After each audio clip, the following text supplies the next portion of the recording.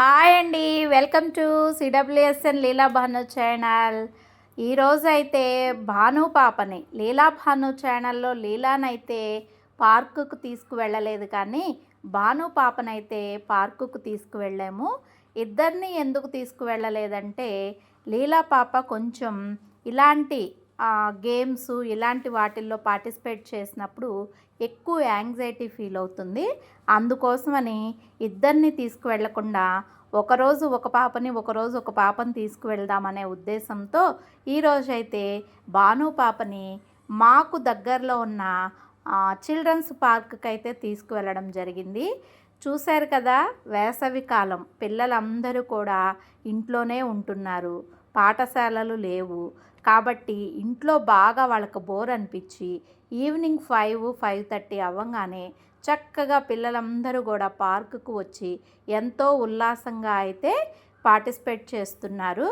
ఎందుకైనా మంచిదండి, ఎందుకంటే మనం శారీరక వ్యాయామం అనేది ఉంటే గనక మనకి మానసికంగా కూడా అది ఎంతో ఉత్తేజాన్ని అయితే ప్రేరేపిస్తుంది. కాబట్టి చిన్నపిల్లల దగ్గర నుంచి పెద్దవాళ్ళ వరకు కూడా శారీరక వ్యాయామం వాళ్ళ యొక్క వయసు రీత్యా వాళ్ళ యొక్క అనుకూలతను బట్టి వాళ్ళైతే ఫిజికల్ ఎక్సర్సైజ్లో పార్టిసిపేట్ చేయాలి.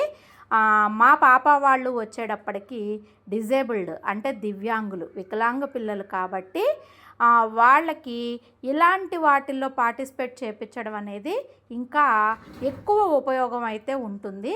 అయితే ఈ పిల్లల్ని వేరే పిల్లల్లో కలుపుకోవడంలో ఇప్పుడిప్పుడే కొంత మార్పు జరుగుతుంది. ప్రతి ఒక్క పిల్లలు కూడా ఈ పిల్లల పట్ల అవగాహన కలిగి వాళ్ళు కూడా పిల్లల్ని కలుపుకుంటున్నారు. అవేర్నెస్ అనేది వచ్చింది దివ్యాంగ పిల్లల పట్ల.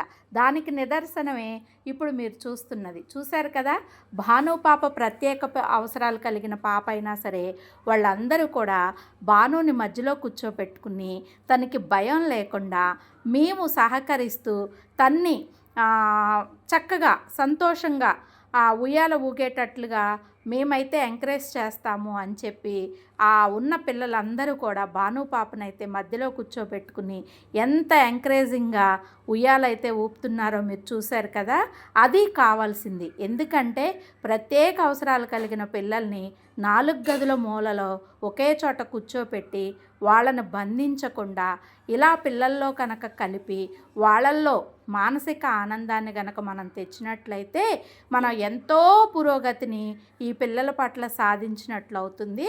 అందుకోసం అని చెప్పి భాను పాపనైతే ఈరోజు పార్కుకు తీసుకువెళ్ళి పిల్లలందరిలో కూడా కలిపి చక్కగా పిల్లలతో పాటుగా తను కూడా ఎంజాయ్ చేసేటట్లుగా అయితే చేయించాము. ఇంకా ఎవరైనా మిత్రులు మన పిల్లలు ఇలా ఉన్నారు, బయట వాళ్ళు చూస్తే షేమ్గా ఉంటుంది, పిల్లల్ని బయటకి వాళ్ళు చూడకుండా ఇంట్లో ఎవరైనా ఇంకా ఉంచినట్లయితే అవేర్నెస్ తెచ్చుకోండి. పేరెంట్స్ బయటకు రండి, పిల్లల్ని తీసుకురండి. వాళ్ళ ఏజ్ గ్రూపు పిల్లలతోనే కలవాలని లేదు. భానుపాప వయసు వచ్చి 18 సంవత్సరాలు అయినా సరే ఇప్పుడు తను 8, 9, 10 సంవత్సరాల పిల్లలతో చక్కగా ఎంజాయ్ చేస్తుంది. అలా పిల్లలు వాళ్ళు కూడా, ఎందుకంటే ఇలాంటి పిల్లలకి వెర్బల్ ప్రాంప్ట్ మాటలు ఉండవు కాబట్టి వాళ్ళు మేము ఆడుకోవాలని ఉంది, బయటికి వెళ్ళాలి, ఎంజాయ్ చేయాలి అని చెప్పి చెప్పలేరు. కాబట్టి వాళ్ళ యొక్క శారీరక స్థితిని మానసిక స్థితిని కూడా మనమే తెలుసుకుని వాళ్ళ యొక్క సంతోషాన్ని కూడా మనమే కలగచేయాలి అనేది నా ముఖ్య ఉద్దేశము. మేమైతే వీలైనంత వరకు పాప వాళ్ళని షేమ్ ఫీల్ అవ్వకుండా బయటకు తీసుకువెళ్ళి ప్రతి ఒక్కరిలో కూడా ఇన్వాల్వ్ చేస్తూ ఉంటారు వాళ్ళ డాడీ.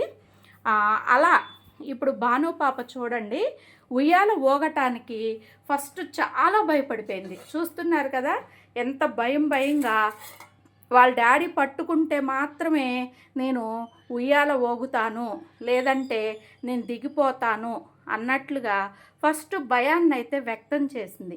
తీరా చూడండి, ఒక 5 మినిట్స్ తర్వాత తనే సొంతంగా నేనే ఊగుతాను, నేను దిగను అనే స్థాయికి వచ్చింది. కాబట్టి ప్రతి ఒక్క పిల్లల్లో, ప్రత్యేక అవసరాలు కలిగిన పిల్లల్లో కూడా వాళ్ళల్లో ఏదో ఒక శక్తి దాగి ఉంటుంది. వాళ్ళల్లో ఉన్న భయాన్ని పోగొట్టి మనం పిల్లల్లో గనక అంటే సాధారణ పిల్లల్లో గనక మనం కలిపితే గనక ఆ పిల్లల అభివృద్ధి ఎంతో ఇప్పుడే మీ ముందే తెలుస్తుంది కదా. భయంతో ఉయ్యాల వాళ్ళ డాడీ పట్టుకుంటే ఊగుతానన్న పాప వాళ్ళ డాడీ లేకుండా 5 మినిట్స్కే ఊగుతుంది. అలాగే ప్రతి ఒక్క యాక్టివిటీ కూడా అలాగే ఉంటుంది.